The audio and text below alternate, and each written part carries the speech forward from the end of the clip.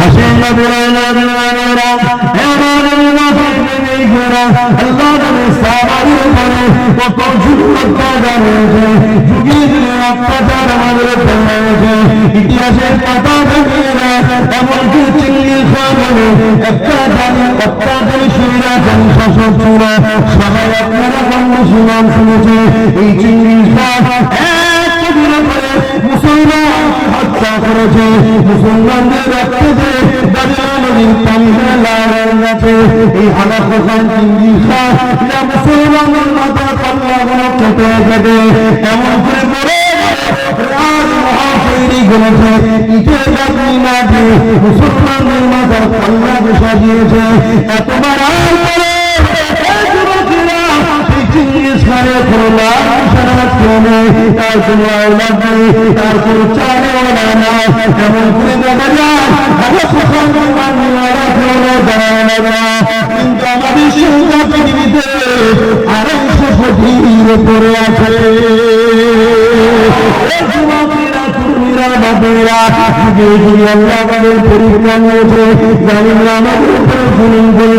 কিন্তু আমাদের ইমানের শক্তির কাছে আমাদের অন্তরে আমাদের অন্তরে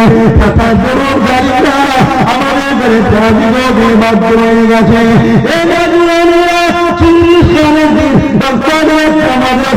হামলা করে দিল এই মাদ্রাসাতে দেখা যায় এমন কোন 300 উস্তাদকে একটা কাতারে লাগান দিয়েছে। একটা দুটো নয় 300 উস্তাদ কত বড় মাদ্রাসা ফেলে রাখে। এই মাদ্রাসার লাইব্রেরিটা আগুন ধরিয়ে দিল, কিতাব পড়িয়ে দিতে লাগলো। এই 300 উস্তাদকে দাম পড়িয়ে দিয়ে চিঙ্গিস খান ঘোড়ার পিঠে উঠে আগে কিছু করতে লেগেছে।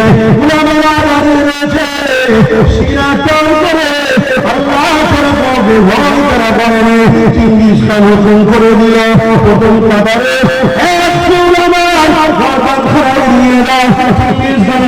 শোনা সাথে চাল্লা বস্ত্র নিয়ে আগিয়ে এসে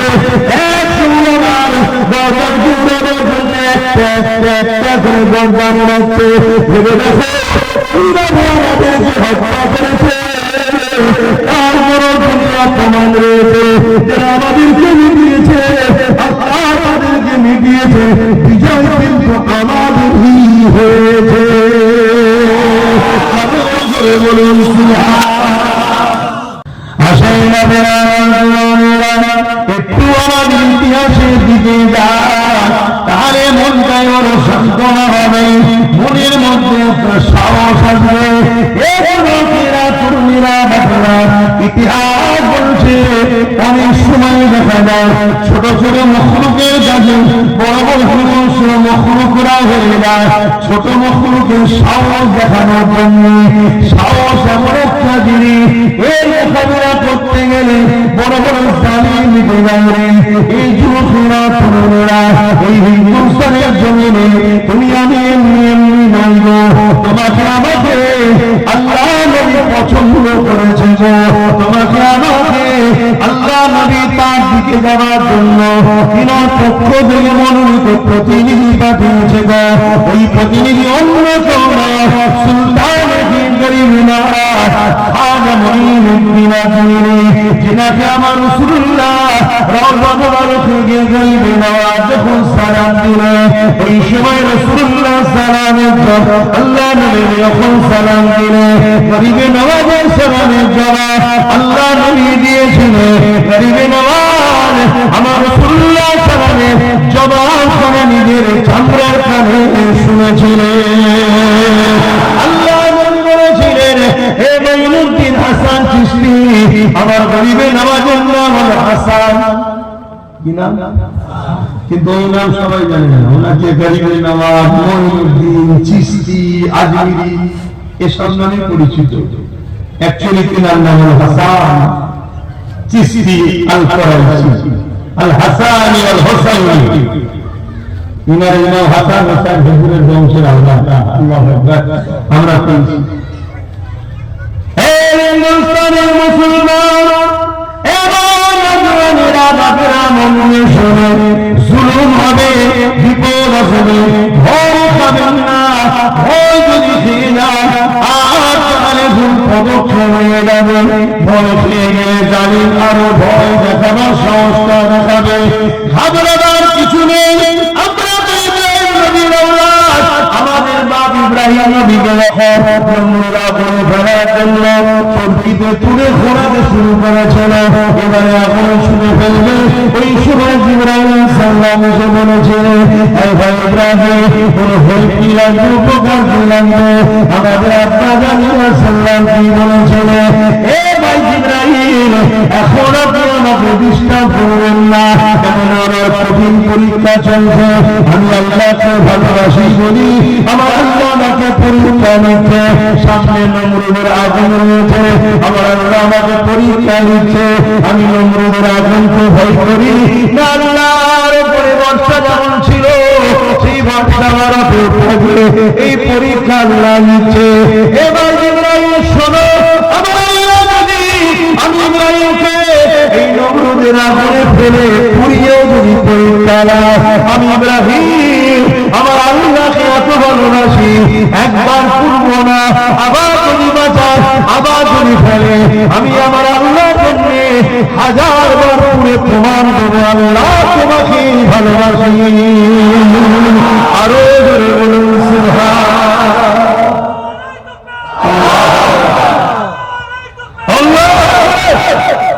আরো জোরে বলুন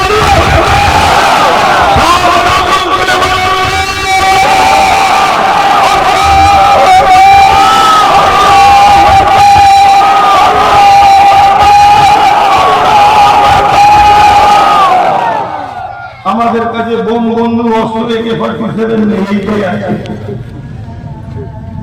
আর এইখানে এত পাওয়া তোমরা জানো না। শুধু এখান থেকে আল্লাহ রসুলকে রেখে একবার বার করো, এলাকার ভূত শয়তান জিন পেতনি যা কিছু বলেন ভাই, এই আজান দিলে একটু ছুটি ছুটি চিল্লাচিল্লি করে কেন? আল্লাহর নাম সেই যাকে শয়তান নিয়ে ছোট অবলা পশুরা দেখতে পাই, আমরা দেখতে পাই, আমরা কোনো কোথায় বলি ওই দিন আমরা আল্লাহ আমাদের সব ব্যাপার ভরে যায়।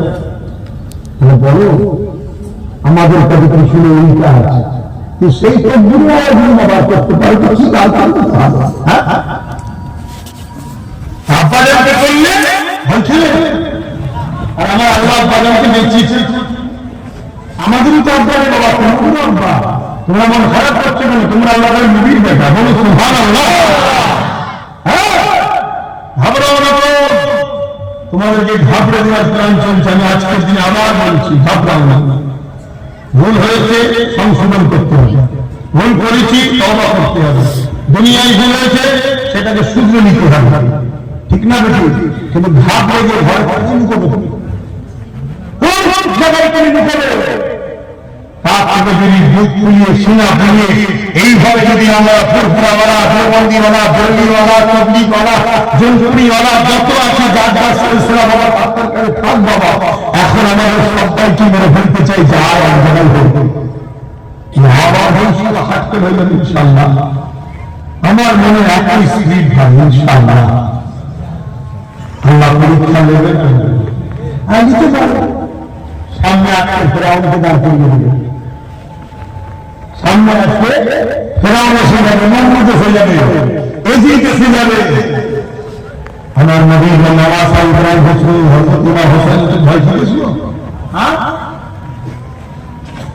হযরত মুহাম্মদ, হযরত কাসেম রাদিয়াল্লাহু তাআলা, হযরত হাসান ইবনে আওলাদের নাম। কথাগুলো খুব সুন্দর দেখতে, তাই বলছে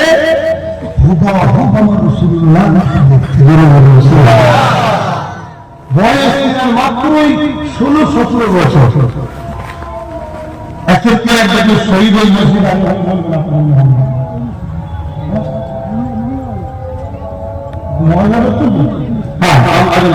কেউ তো উঠে করবে, এটা খারাপ দিন। 8টা পর্যন্ত হবে, তারপরে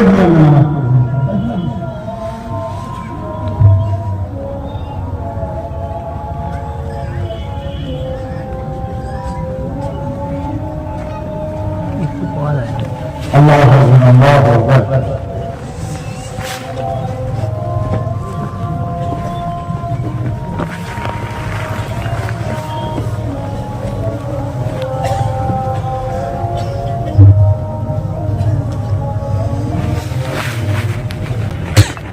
ভাইরা বলছে এখানে আদান নতুন কথা বলে আসছে, আমরা আলোচনার দিকে যাই।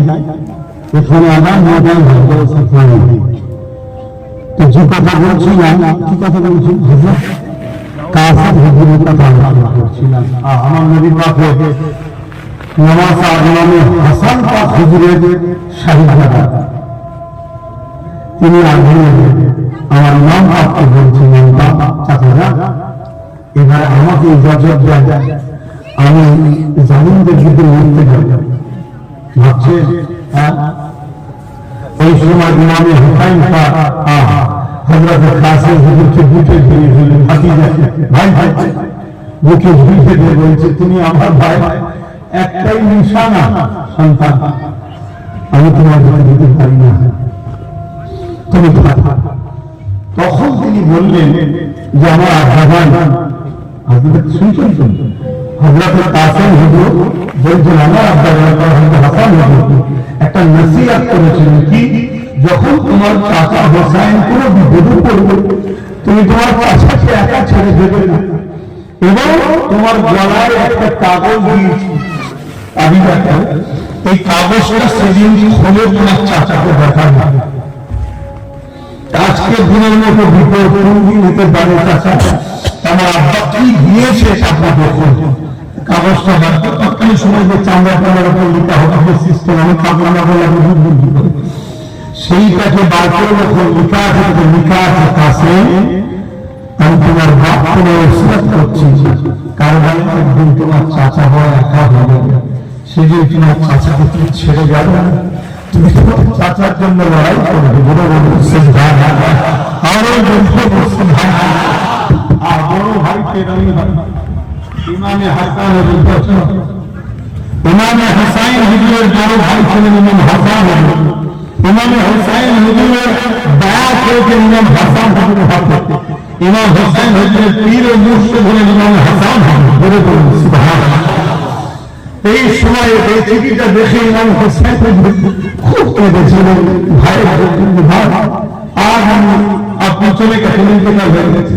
তো যাই হোক, ইমামে কাসিম হুজুরকে ময়দানে নামিয়ে দিয়েছে, উনি ঘোড়ার কাছে যাচ্ছেন, ভাবুন কোন দেশ শুনবেন, সামনে যখন এজিদ বাহিনীর কাছাকাছি যাচ্ছে, এজিদ বাহিনীরা সবাই দাঁড়িয়ে গেছে, দাঁড়িয়ে গিয়ে তারা মনে করছে রাসূলুল্লাহ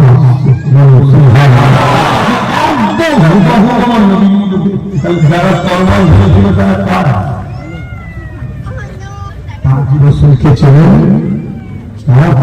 কিসের জন্য, সামান্য পথ গভীর জন্য। সেই নবীর বংশের যাত্রা বলে যাচ্ছি, আমাদের ক্ষতির পিছনে আমাদের কর্মের মধ্যে গাদ্দার আছে, কিন্তু আজকে গাদ্দার গুলো যদি গাদ্দারি না করতো, একদিন আমরা যদি একটা পাড়ায় আমাদের ভালো থাকতো, আর এই সরকার যদি ক্ষমতায় থাকতো, একে দিয়েই কিন্তু আমরা সব আইন করে নিতাম। আর আমি এটাই কিন্তু এসে বলেছিলাম যে একটা পায়া আমাদের বাকি দরকার হয় যে বলেছিলাম, কিন্তু আমার কওমের গাদ্দারগণ আমাদের ছেলেদেরকে মেরেছে, পিটেছে, ঘর ভেঙেছে, জুলুম করেছে, আগুন ভেঙে দিয়েছে, দোকান ভেঙেছে, ভেঙে দিয়ে সব নিয়ে দিয়ে কম্বল ঢুকিয়েছে। রাত্রে 215টা পাওয়ার পরে একটা ভুল পাস করবে না যে আমার রাজনীতি আইন চলবে না, যাওয়ার পরে আমার কথা কি খারাপ লাগলো? আজকে মানুষগুলো পরেশান, এরপরে করতে পারে পারে না, পারে না, যদি ঘোষণা করে এই নতুন করে মানে যে এলার্জি হচ্ছে খাওয়াতে পাওয়া যাবে না, কেউ কাজ করবে না, ক্ষমতা কেন কেন্দ্র সরকারের কিছু পারে না, কেন আমার দেশের কাঠামো হলে জুলুম করতে পারবে না, এবং সুপ্রিম কোর্টের সবাই কোনো জায়গা নেই, মানুষকে হ্যান্ডেল করবে, আচ্ছা তার যদি নাম করে কন্টিনিউ করতে পারে যে প্রতিটা বুথে বুথে যেখানে যেখানে ভোট হয়, কোথায় হয় স্কুলে 3-4টা বুথ মিলে হয়তো ভোটিংয়ের বেলা এখানে অফিসার আসতে পারে, রাষ্ট্রের নামের যখন সমস্যা হয়েছে এখানে অফিসার আসবে, এই গ্রামের বাবা মা ভাই বোন অবস্থা কোথায় ঘুরে ঘুরে ঘুরে ঘুরে যাচ্ছে, করতে পারে এইটুকু করতে পারে। তাও করছে কি না, সব নিয়ে যে এক জায়গায় জড়ো করছে আর এক জায়গায় হাজির হয়ে দেখছে আমরা 20-30,000 হয়ে গেছে। মাথা গরম হবে না? ইচ্ছা করে আগুন বাড়ানো হচ্ছে, শাসকের প্ল্যান আছে। আমি দেখছি আমার চলে না, আমি আপনাদের ভালোবাসার চেষ্টা করছি, কিন্তু আমার হাত নেই, আমার এক করে নাকি তাও সুপ্রিম কোর্টে কেস চালাচ্ছে কথা বুঝা। তাই পরে নির্বাচন কমিশনের ওখানেও গেছে, যে কথা বলছেন কি করছেন আপনারা কথা শুনছেন, তারা আমাদের সন্দেহ হয়েছে যে একটা লোকের 6টা বাচ্চা হতেই পারে, কিন্তু অনেকে 2টো বাচ্চা ছিল, তার নামে আরো 4টে ফেক আইডি বেরিয়েছে, আমরা পেয়েছি। এটা উচিত এটা নির্বাচন কমিশনের 2জন ভুল করেছে বলে সবাই গ্যারেন্টি করবে, এটা তোমার হাতে পাওয়ার আছে বলে তুমি গাইডলাইন করবে, এটাও তোমার কিন্তু উচিত হচ্ছে না। তোমার জীবনের সন্দেহ হচ্ছে প্রত্যেকে বাড়ি বাড়ি এইটা দেখতে পাচ্ছি না, আমরা আদর করে করছি বলি খারাপ লাগে না। সন্তান সন্তান সন্তান যাতে বেশি না হয়, এই জন্য পোলিও করানো হচ্ছে না। পোলিও যখন দেখলে হলো না, রাষ্ট্রপতির ভ্যাকসিন দিয়ে মানুষের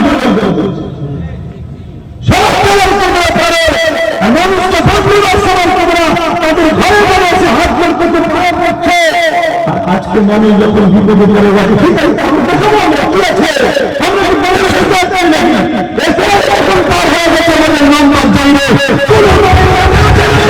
শেষ করতে পারে, কিন্তু তোমরা আমার ধরে ধরে আসছো না কেন, আমার বুকের উপরে আমার এলাকায় আসছো না কেন? আজকে সব মানুষ ওখানে যেতে হচ্ছে, খাওয়া নেই, সারাদিন ধরে লাইন দিচ্ছে, জীবনে তোমরা সময় মানুষকে লাইন আদান করিয়েছিলে, আবার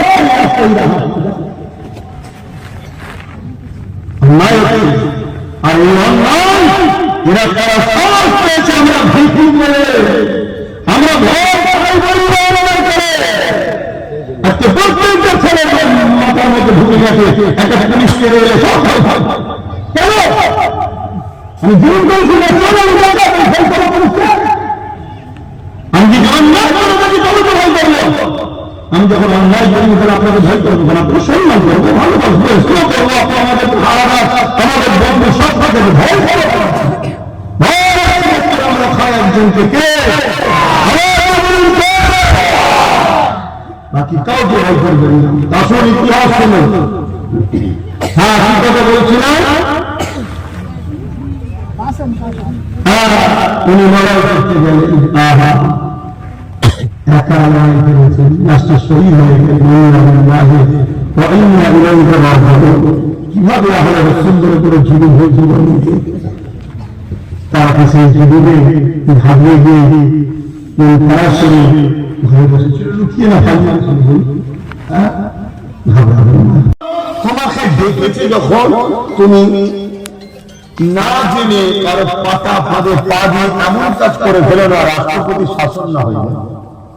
এটা তো চাইছি কেন্দ্র সরকার রাষ্ট্রপতি শাসন করবো, মণিপুরের মতো সব বন্ধ করে দেয়, যা মিলিটারি ফোর্স নামিয়ে তোমাদেরকে শেষ করে দেয়। আমার কথাটা খারাপ লাগবে, মানে এমন একটা জায়গায় আমরা দুর্ভাগ্য করে গেছি, তো আমরা এটা যদি মানুষকে ভালো কথা বলি তাও আমাদের সমস্যা। আমরা বলেছিলাম না যে এসআইআর এর ফর্ম ফিল আপ করে জমা দাও, বলেছিল বলিনি? হ্যাঁ বলেছিল। এখন বলছে তাহলে এবারে চেপে চেপে যদি আসা যায় দেখুন না, চেপে চেপে আসুন, এই কথাটা বলেই অন্য জায়গায় যাবো কেন? এটা একটু আলোচনা করা দরকার, কেন সব মন মারা করে বসে আছে, মন মারা গেলে কি করবো আমি একটু আমি প্রথম শুনিয়ে দিচ্ছি, ভাই অসুবিধা হচ্ছে কথা বলছি বলে না, একটুখানি বলে নি তারপরে নদীকে যাচ্ছি, একটু তাড়াতাড়ি তাড়াতাড়ি তাড়াতাড়ি করুন।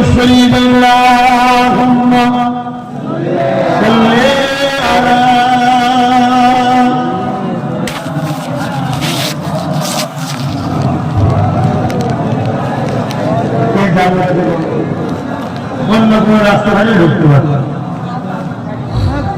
ওই করে তোমরা দেখো, তোমরা দেখো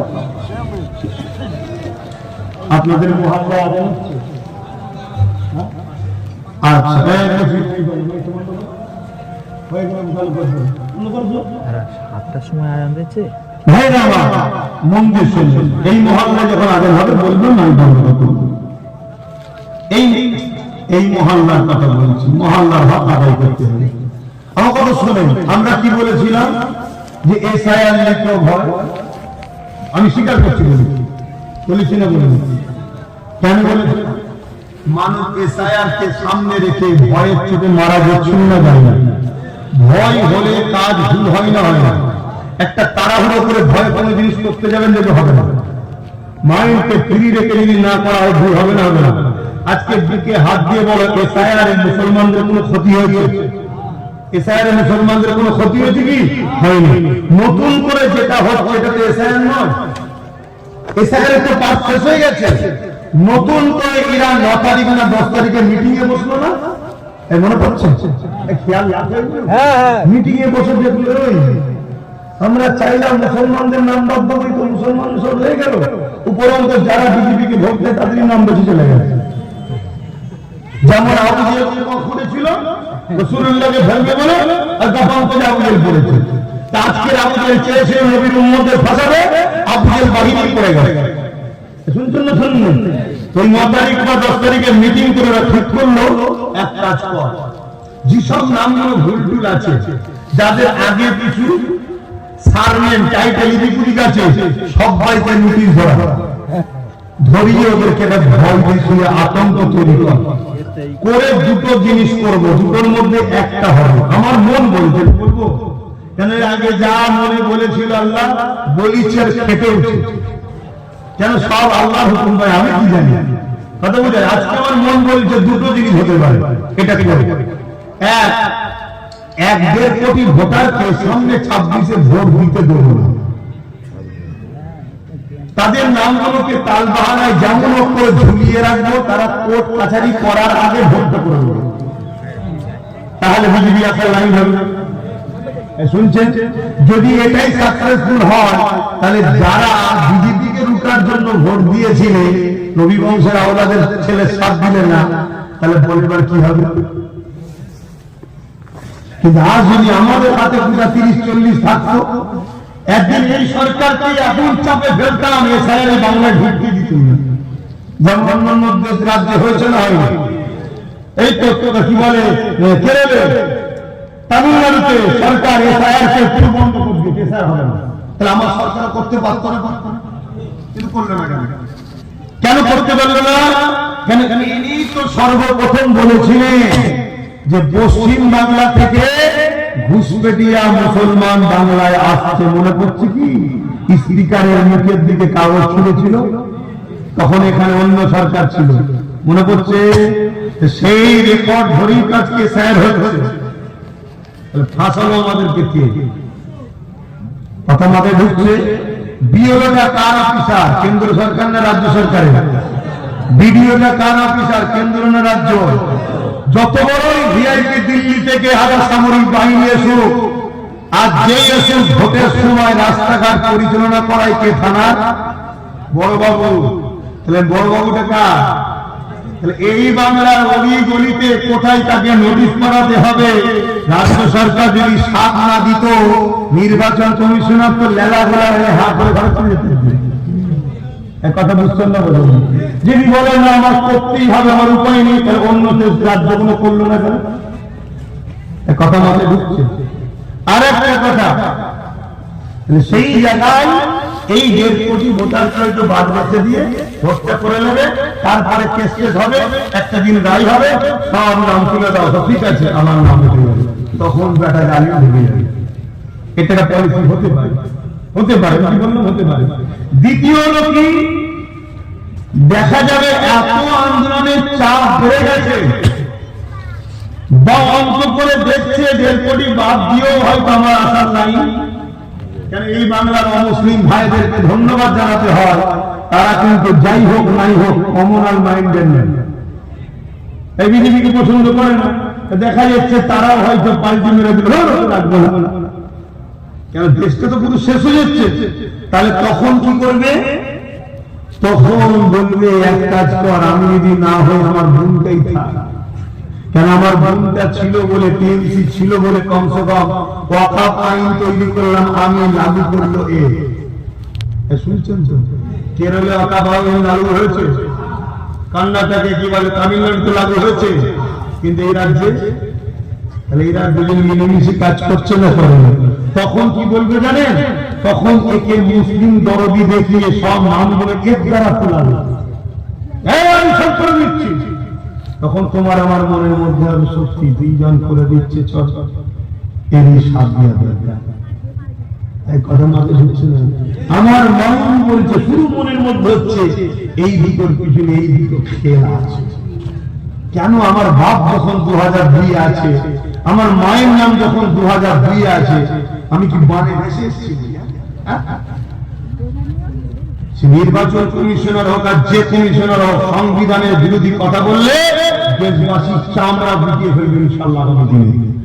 কিন্তু আবার বলে যাচ্ছি, যে দেশের সংবিধান বিরোধী ওরা করছে, সে দেশের সংবিধান বিরোধী যদি তোমরা করো, তাহলে তোমরা আর ওদের মধ্যে কোনো পার্থক্য, সংবিধানের বিরুদ্ধে কোনো কাজ করলে হবে না। কথা মাথায় থাকবে তো নাকি? হ্যাঁ, এবারে আসুন আলোচনার দিকে যাচ্ছি।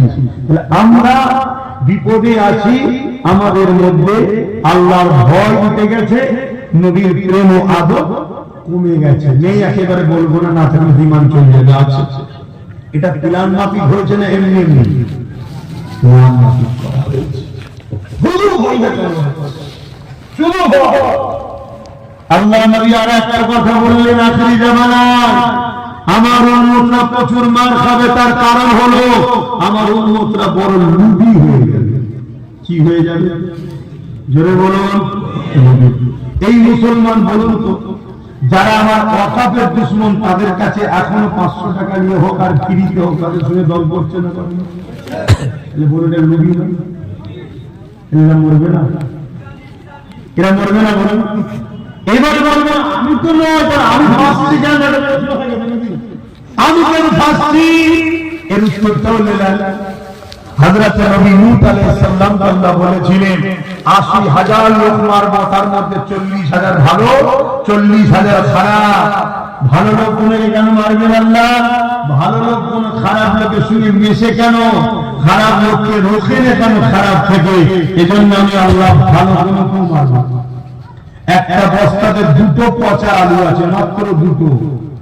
যদি 2টো থেকে ভালো আলু না আলাদা হয়, বাকি সব আলুগুলো, একটা পচা আমের গায়ে যদি ভালো আম লেগে থাকে, তাহলে সব যদি এটা হয়, তাহলে বুড়াই মানুষের সঙ্গে মিশে থাকলে আমার আল্লাহ তাকেও শাস্তি।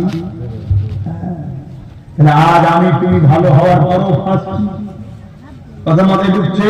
তবে আমি এই জায়গায় একটা শেষ কথা বলবো, ভরসা আল্লাহর উপরে রাখে, ভয় আল্লাহকে খান, নবীর মহব্বত আদব করে, আর চোখ কান খুলে ব্রেন ঠান্ডা করে, কুটো পাটি না, নিজের কাজকে একটু বুঝান। শুনছেন?